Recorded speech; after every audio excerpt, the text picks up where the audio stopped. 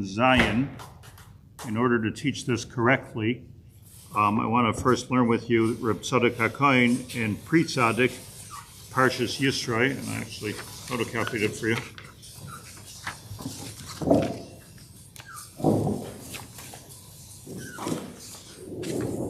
And should help a lot. Tzaddik and Pre-Tzaddik.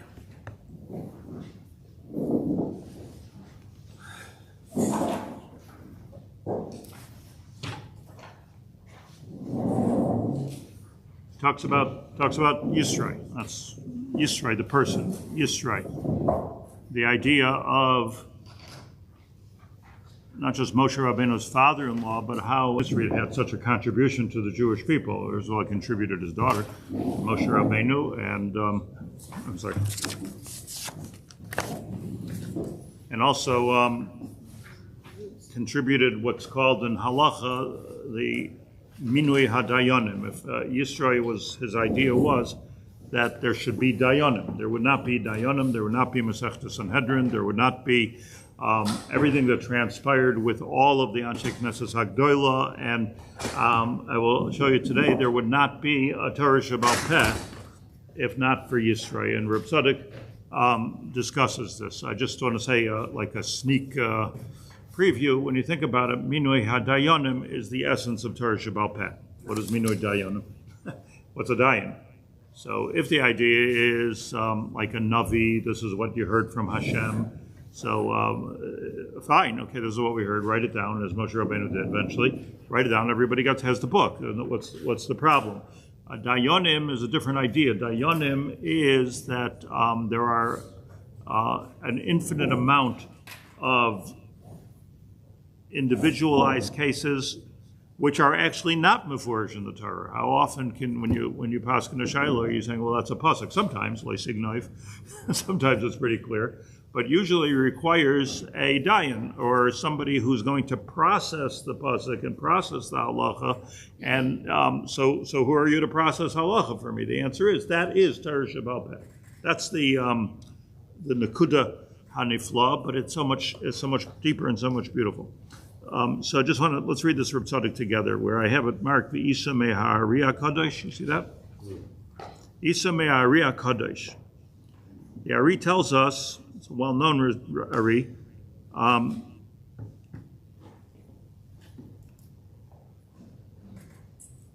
Tzadok calls the Ari HaKadosh instead of calling him the Arizal. Okay. Ari HaKadosh to Rabbi Akiva HaYeshorish Torah Shebaal Peh. So here's the thing about Rabbi Akiva, which is very, very clear, that Rabbi Akiva was the shorish of Torah Shebaal Peh. The Gemara says that all the Talmidim, all the great Talmidim, which were the foundation of Torah Shebaal Peh, Reb Meir, Reb Nechemia, Stam Mishnah, Reb Meir, all the 5 Talmidim of Rabbi Akiva, Kulam Aliba de Rabbi Akiva, the Gemara says.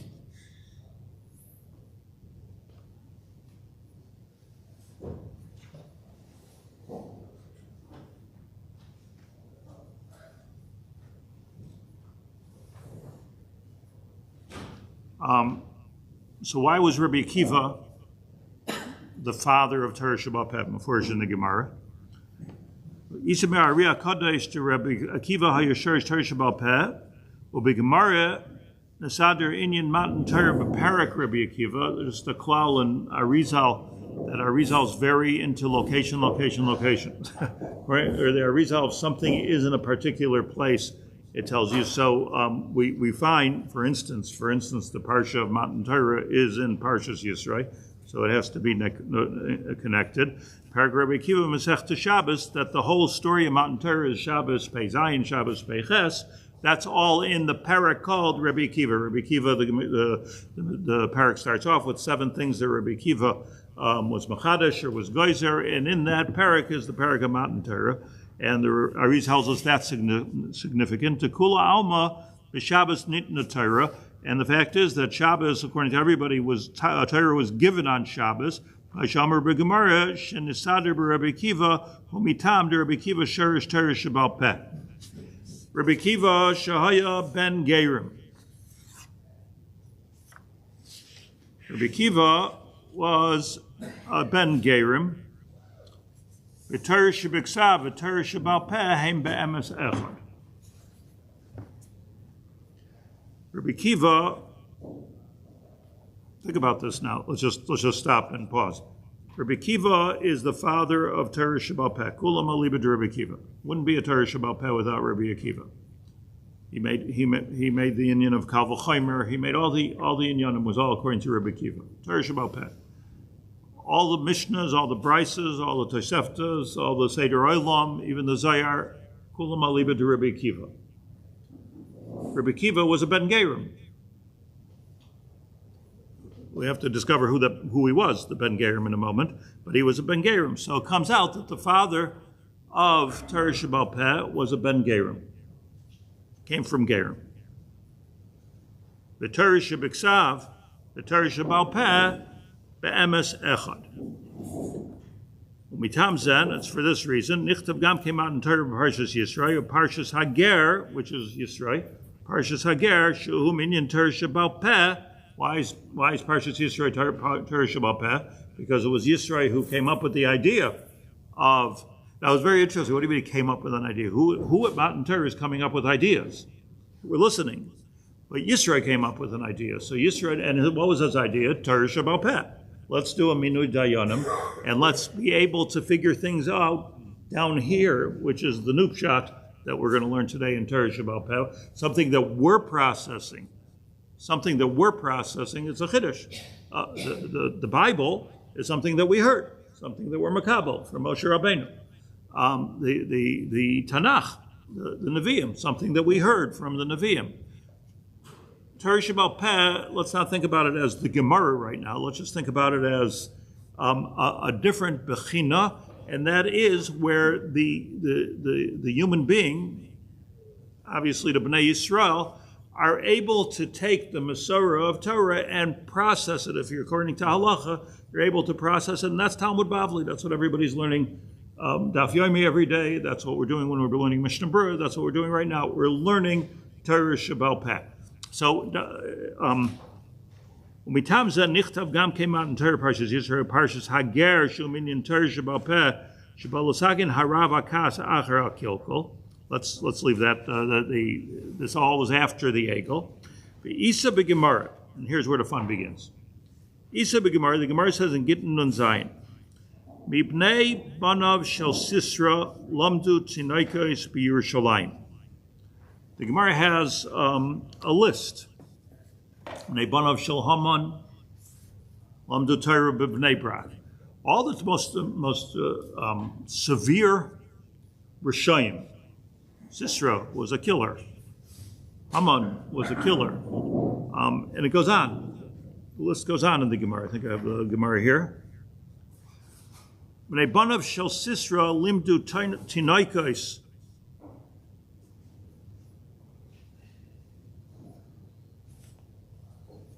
I'm sorry, just because I'm reading in two different books at once. Limdu tinoikos b'Yerushalayim. Ubesefer HaMafteach LeRav Nissen Gain, and if you look in the Ran, says Reb Tzadok, in Brachas Chav Zayin, Huva Hagirsa, it tells us Uman Inun Rabbi Akiva.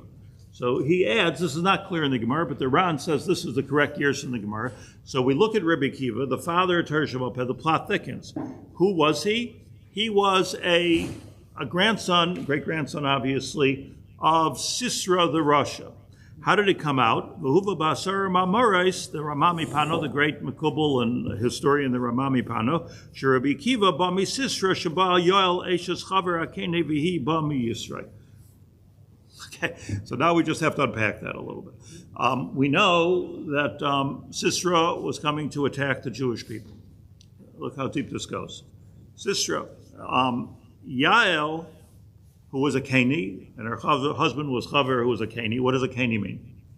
From Yisrael. Children of Yisrael.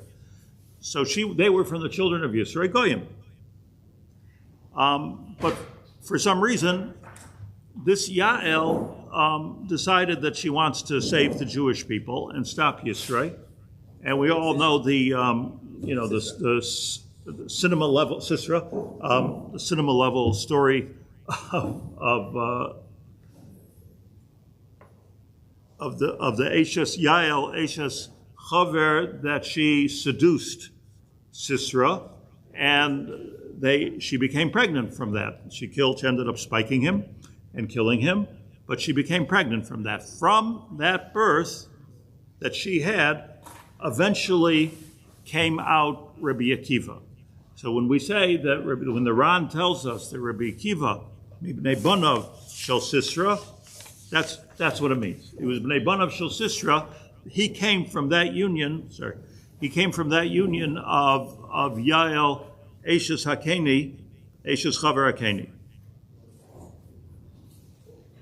Isa b'sefer Asar Ma'amoros, Rabbi Akiva ba misisra Shabal. Now I have the Asar Ma'amoros here. Asar Ma'amoros says as follows. I want to read you the language. Afilu hagnuzim ba'oznei hanar b'midus acharoim. A little bit of Kabbalah, which is not too difficult. There's the panim and the acharoim. Not a good thing and a bad thing, just like, let's say, Moshe Rabbeinu saw the back of Hashem. So Acharayim always refers to that which is not clear, that which is not meforish, that which is not in your face, if you will, of the Torah, but rather something that you see. What does it mean that Hashem saw that Moshe saw Hashem from the back? In retrospect, Rebbe saw Meir from the back also, right? Like he was able to see a Tmuz and see the footprints and see, when we look back on history, some people that we didn't realize were relevant at the time, all of a sudden are very relevant. So that idea, that process of being able to finally get it is called the Midas HaCharoim. That's called the Midas HaCharoim. And the Midas HaCharoim is, when you think about it, according to our new thinking here, give me all of your attention, this is Torah Sheba'al Peh. Midas HaCharoim is Torah Sheba'al Peh. Why is Midas HaCharoim Torah Sheba'al Peh? Because that which has to do, which is Meforish, is Torah Shebiksav. That which has to do with process, now I get it. Meir, Rabbi saw Meir Me'acharav. That Moshe Rabbeinu, when he saw Hashem from the back, that was processing. He processed HaKadosh Baruch Hu. It wasn't in his face. That is Torah Shebiksav, and that is Torah Sheba'al Peh. Let me explain something for a moment. The halacha is, halacha l'maisa, if you know the halacha, when to apply it, the gadol aver lishma mi mitzvah shaloi lishma. Yes? Mar Nazir, that it's more important, gadol, it's bigger, to do an avera for the right reason than to do a mitzvah for the wrong reason. Minalan, miyayil. That's why I mentioned it. Yael did something. She violated her husband. Her husband was away, and she did it to save the Jewish people.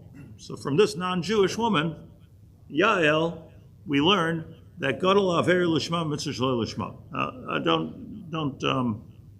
Don't try it at home, because there's a lot of caveats to this, and there's a lot of halachas about it. But in essence, we can take a lesson here that gadol aver. I mean, we find already clear that, but that's in the pasuk. That's not that pikuach nefesh is doicha Shabbos.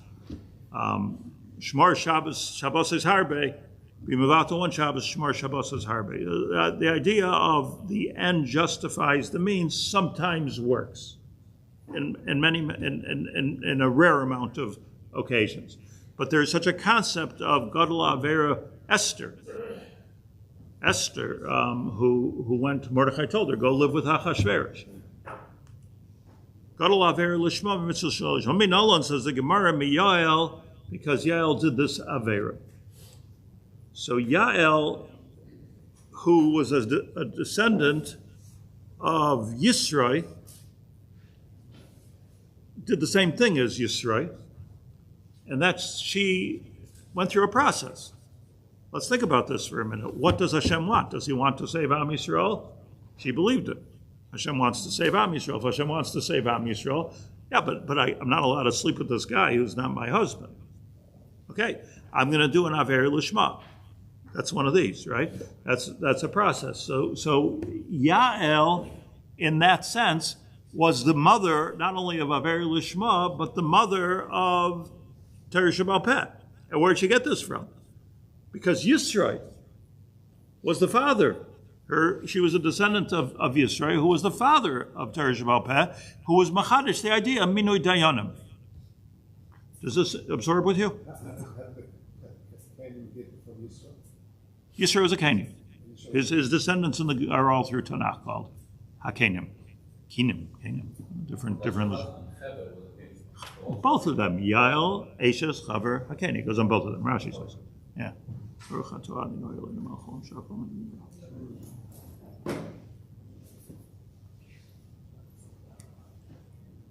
So we have something fantastic here.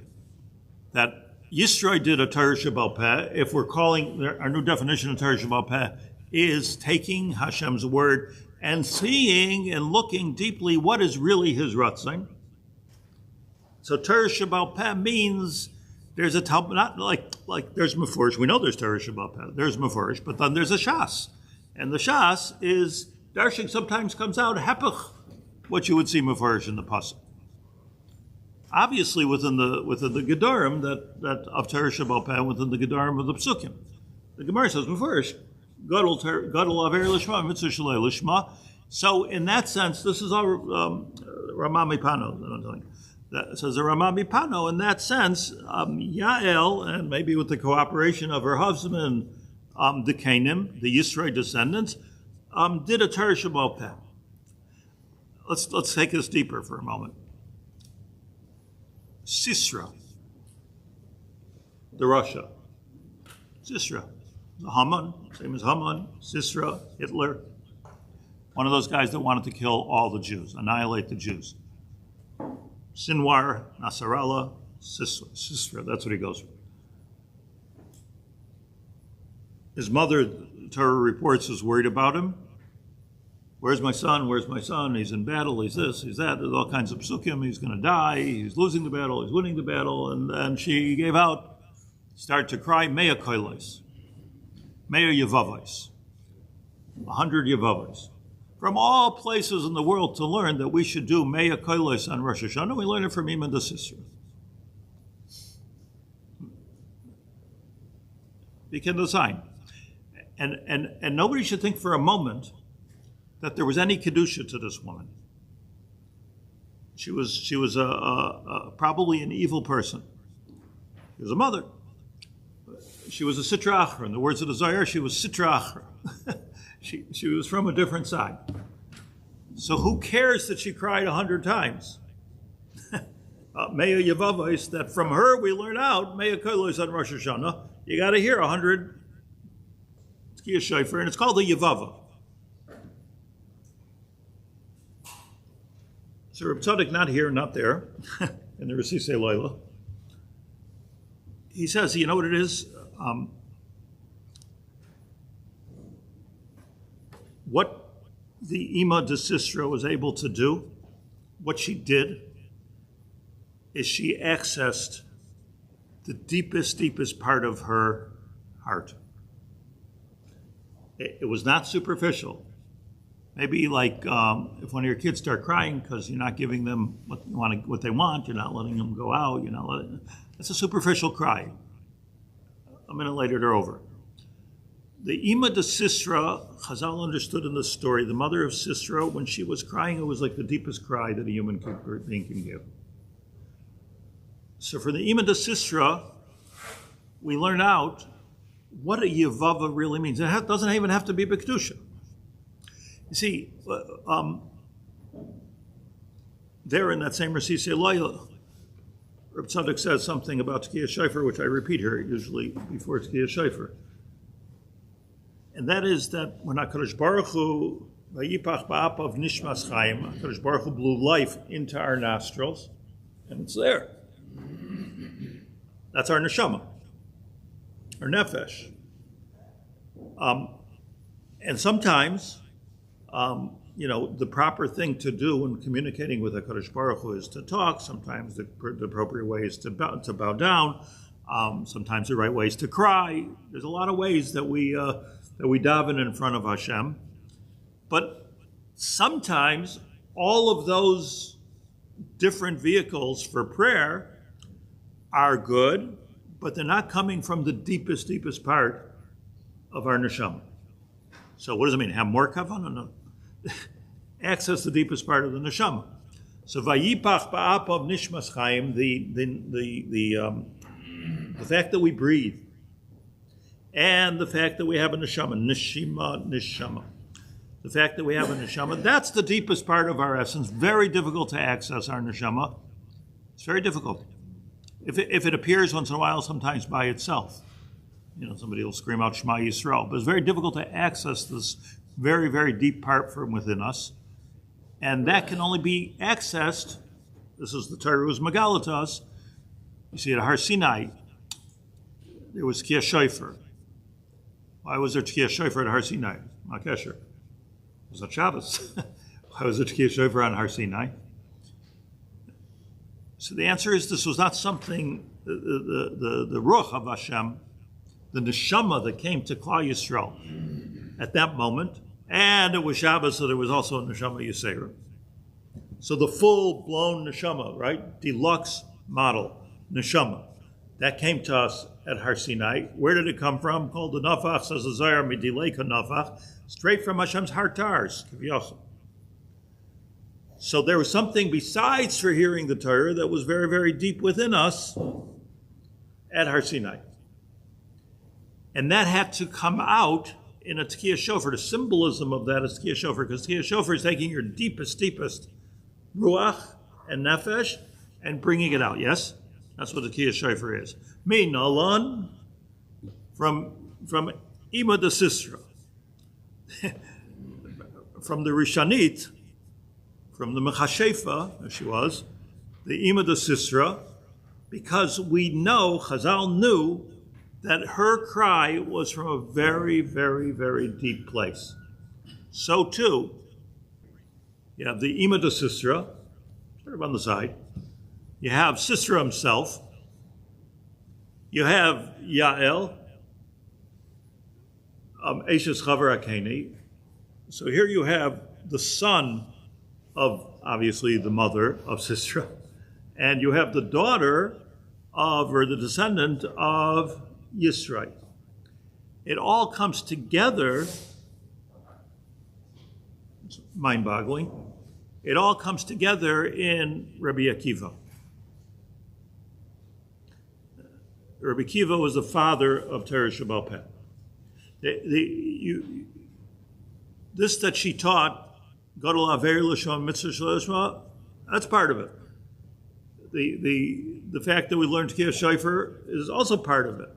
But it all came out, says the Ramami Pano, great Ramami Pano, it all came together in the cohabitation of Yisroi, of Sisra and Yael, and because of that came out Rabbi Akiva, who could be coming from Rishayim and be the father of Torah Shebaal. It's very interesting. Rabbi Pano says a beautiful thing, that if you look in the Tanakh, Sefer Shoftim, if you look in Tanakh, so when Sisra walked in to Yael's tent, he said,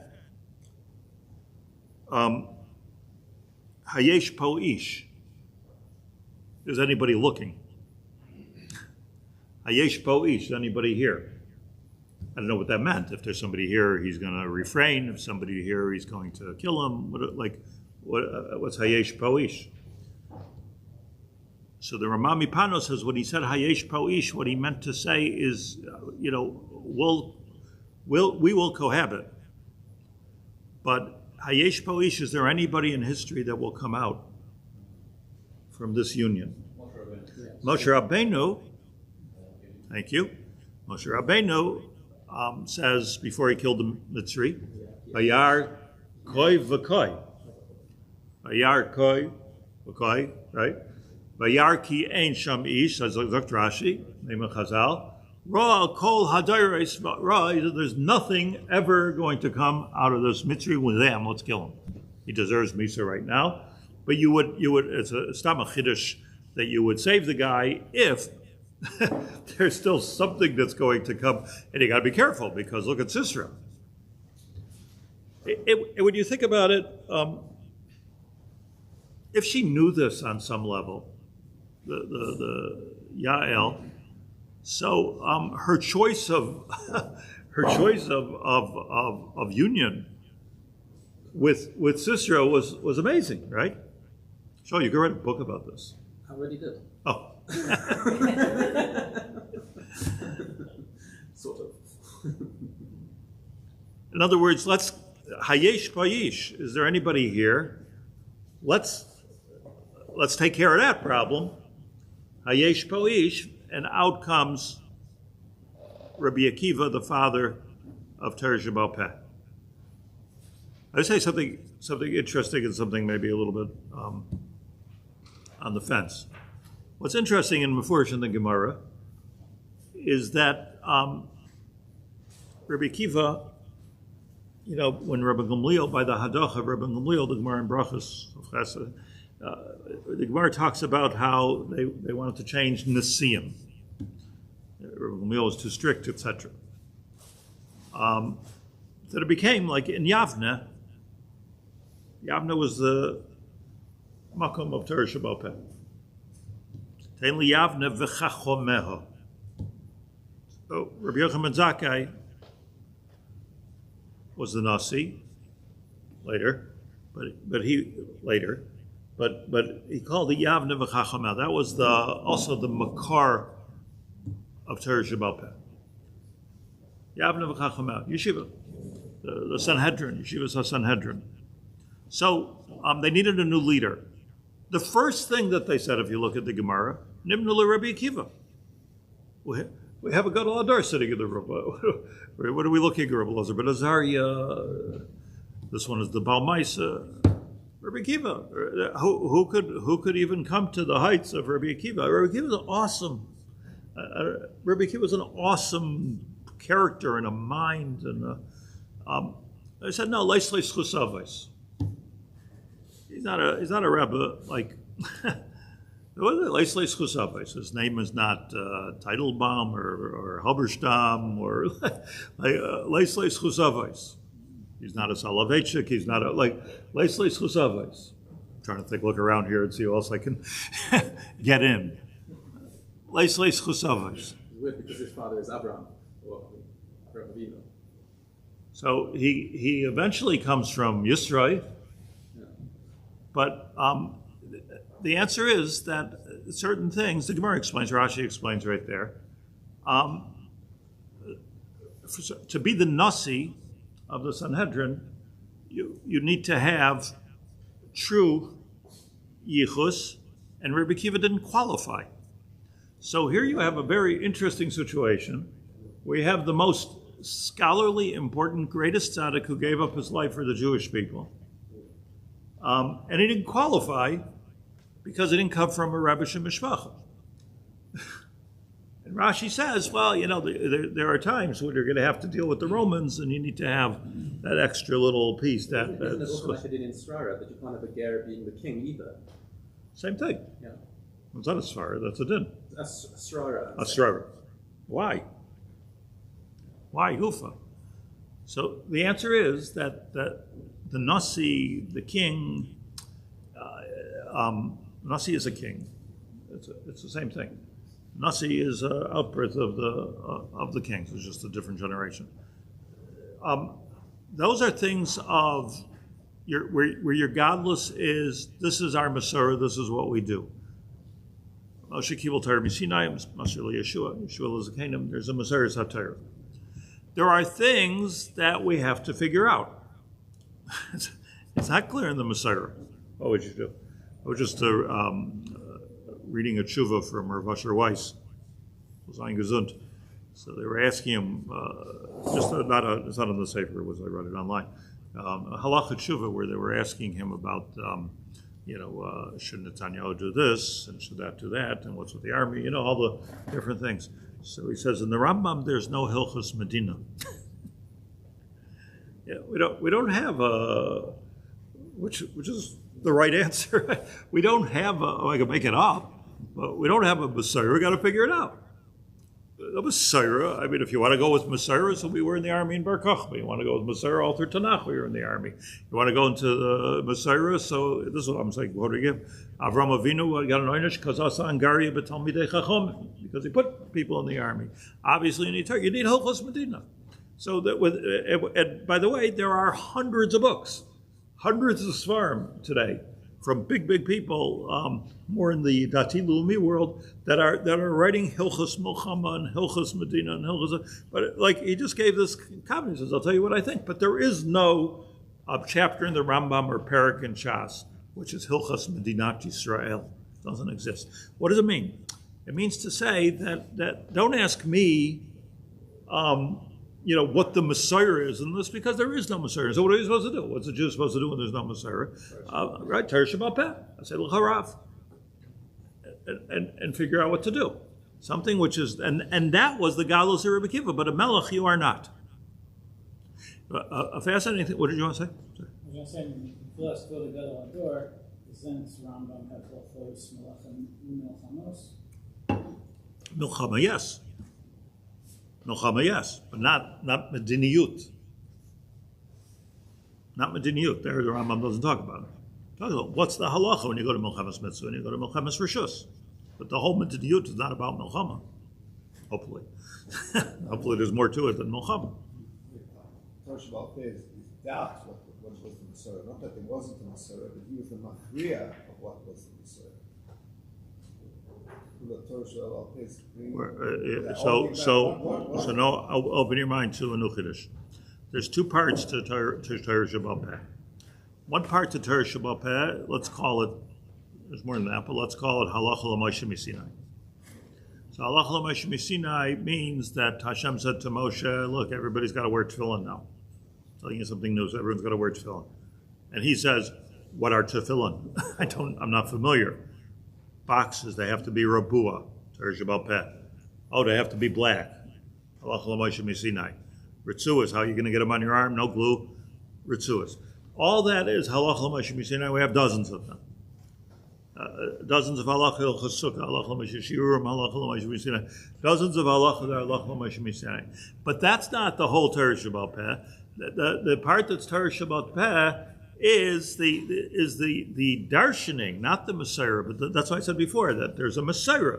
So the Melech has the Messiah. In Yavne, their job in Yavne, perhaps our job, I want to tell you something in the middle of my sentence here, that when we talk about Torah Shabbat Peh, we are talking about, I'm saying we, everybody in this room, are talking about this body of knowledge called Torah Shabbat Peh. It's not really the truth. Torah Shabbat Peh is going forward.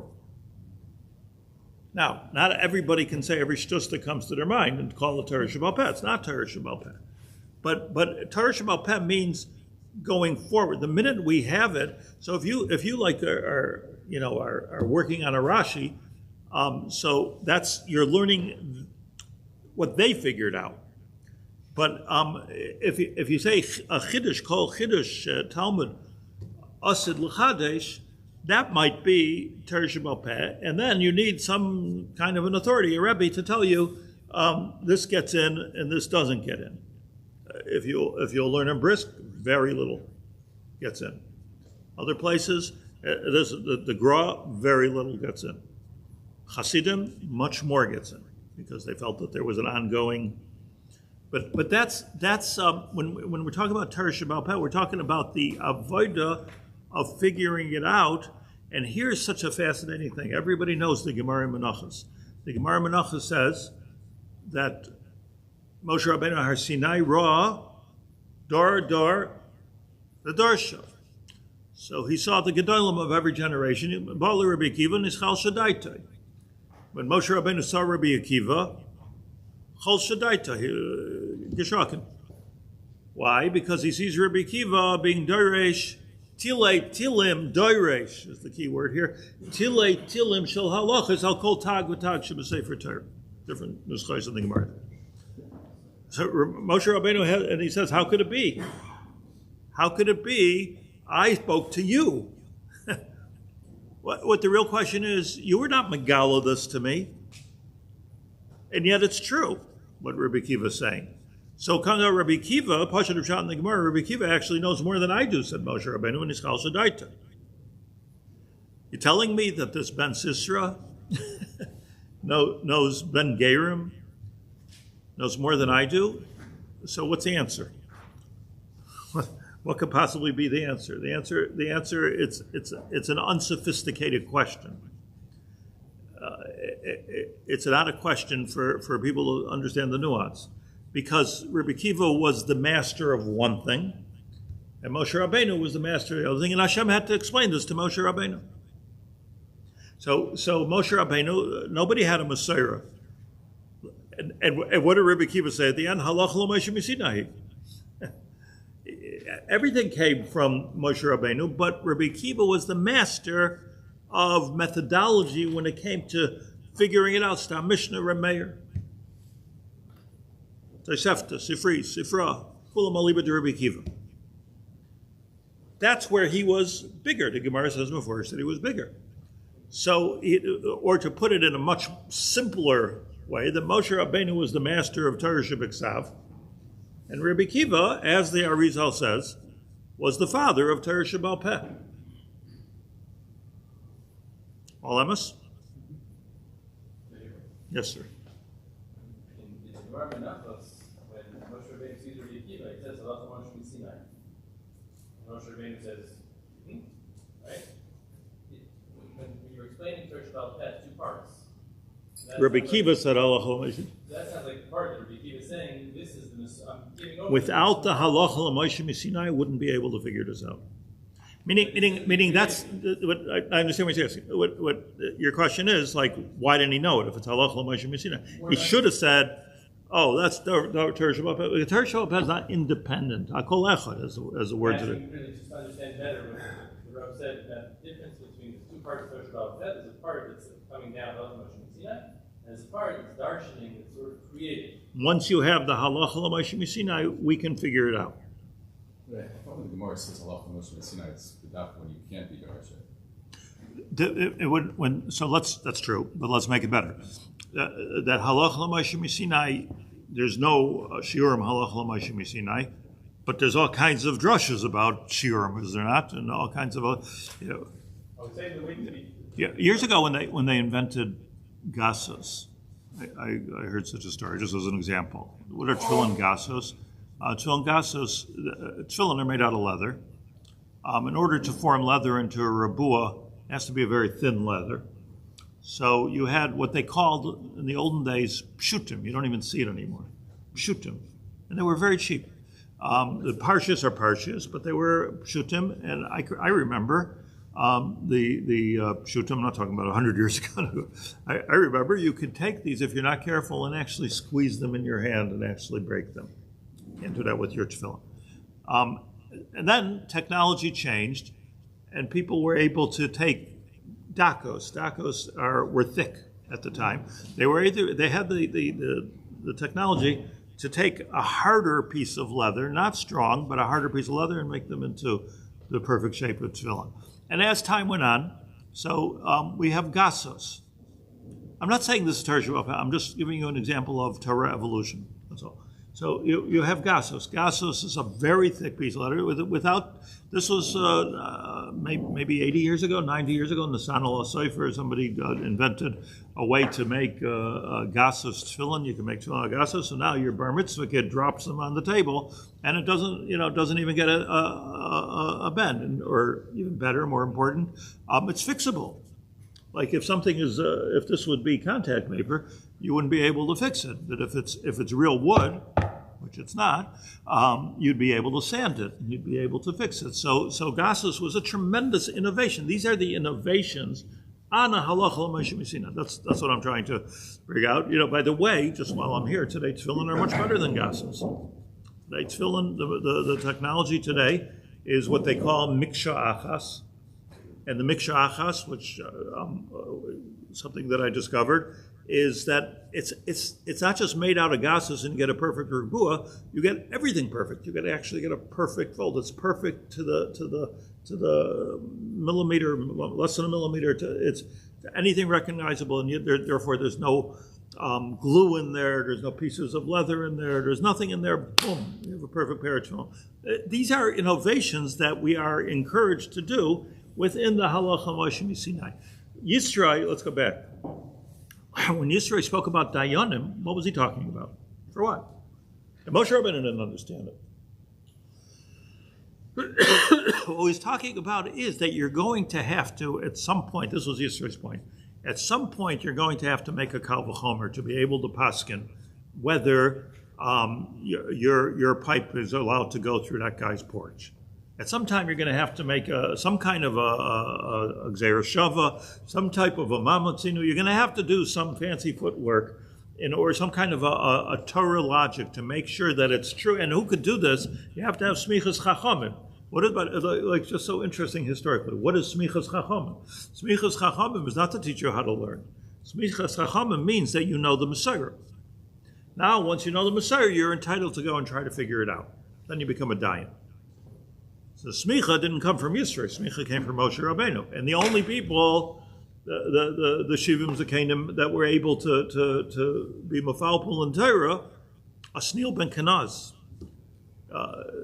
The Gemara compares that he was able to be machzir as haTorah b'pil pulai. After Moshe Rabbeinu died, everybody forgot everything. They got all blunted, the full ball, and he was able, with logic, to put it all back together again. So the Torah Shebal Peh, this it's hard to say the words, but Rabbi Akiva excelled in so much that even Moshe Rabbeinu didn't get it. Mitzad Sheni, no, you can't be the Nasi. Because the Nasi, it's a different department. It's a different department. I presume Lahavdil, like the Lahavdil, the head of the FBI or the CIA, should not be the president. I mean, I guess it's two different ways of thinking, or one thinks, one doesn't think. I like however you want to understand. It's two different departments. So Rabbi Akiva can't be the Nasi, and what we're going to get to next week is that. I'll just tell you the Gemara that Reb Tzadok says in the Tzidkas Hatzadik.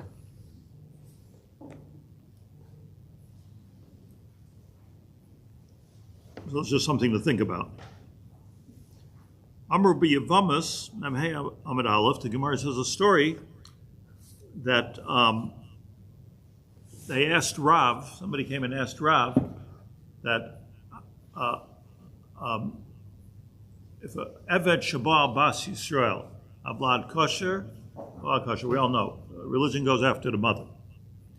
So Eved, a goy, Shabal Bas Yisrael, that marries a Jewess. Ablad kosher, is the child kosher or not kosher? Machlek is in the Gemara. Rav says, I think Rav and Rav Masna, if I'm not mistaken. Rav says, Havlad kosher. Havlad kosher, that's a Jew. You are a Jew. Your father's not Jewish, you're a Jew. So the guy says, okay, I have a shidduch for your daughter. Okay. Rav says, answer, afilu nehaviki Yeshua bin Nun, layahivna lebarte. The choice of words has to be remarkable. Even if this Bacher you're talking about is like Yoshua bin Nun, he's not marrying my daughter. You just said, Rav, that Eved Abba Bas Yisrael Avlad Kasher. It's only Gemara. They actually, according to Tosfos, they actually put him in a position to test his, do you really believe that an Eved Haba Bas Yisrael Avlad Kasher? Yes, I believe. He's, in fact, the halach is attributed to Rav. And that's what we hold. You're a Jew. Marrying them, different story. Why would it be a different story? Because when it comes to this, the reason why I want to learn this Reb Tzadok before I learn that Reb Tzadok is so we don't think Torah is racist. But there's a difference. Rabbi Akiva, here's something new for you. Kalba Savua did not want his daughter to marry Rabbi Akiva. Here's the sod. He said, he's an Amar, so learn. He's got a good head. He's a very unusual person. Ben Gerim. Even after, but when Rabbi Akiva came back and became Rabbi Akiva, and when Kalba Savua was Chozer, he came and said, "I'm so happy," he was clearly happy. Yeah. So many of you have to understand what he was Chozer in, but the second person Rabbi Akiva married was a Roman Teresa. So, he couldn't be the Melech and he couldn't find a Shidduch. He couldn't be the Nasi. But he was not just the Gadol Ador. He was bigger Gadol than Moshe Rabbeinu. But when it comes to a certain aspect that Rav was makpid on, and people were makpid on, we're looking at not a yichus of Sisra, but we're looking at a yichus of. So he says, "Afil Yeshua bin Nun." That's what we need to unpack. What does he want from Yeshua bin Nun here? But who is Nun? Anybody know? Who's got the medrash on Nun? Okay, Amir Hashem next week. Thank you.